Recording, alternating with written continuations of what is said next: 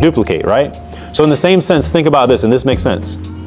If you were doing what I was doing, would you be preaching that it's by faith only, you can never lose it? No. No. You would only preach it's by faith and works, and you can lose it, right? So you can only produce what you are. Yeah. So I'm not offending you or anything like that, but if you were the bad tree, you would only be producing bad tree, right? Yeah. You could not produce what I'm producing because you don't believe what I believe, right? Yeah. So it's saying to figure out a false prophet, let's say you don't, because you're not going to be able to talk with all of them, right? So to figure him out, here's what you do.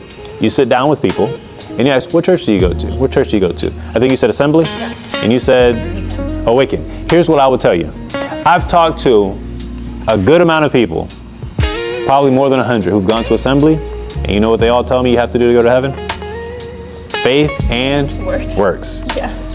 So from that, I don't even have to speak to the pastor. I can already tell What he teaches. what he teaches is faith and works. Yeah. Now, will he ever produce someone who's preaching or talking like what I'm saying?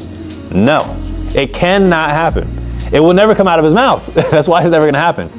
Now, if you go to my church, and they're going to say, they're never going to say it's by works. They're always going to say it's by faith.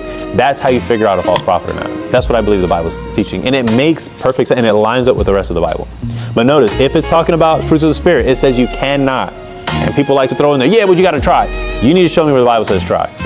The Bible, Jesus even looked at the woman after she committed adultery, and what did he say to her? Go and sin a little bit, try. No, he said sin no more. Why? Because God's standard is always perfection.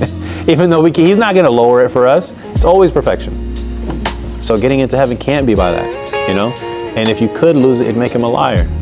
Have I answered those questions at least? Yeah. Okay. So have I gotten you to fully change your mind now that I've answered that? Because here's another one I can answer for you, James chapter 2. Faith without works is dead. I'm sure you've heard that, right? Yes. Okay, here, I'll answer it for you.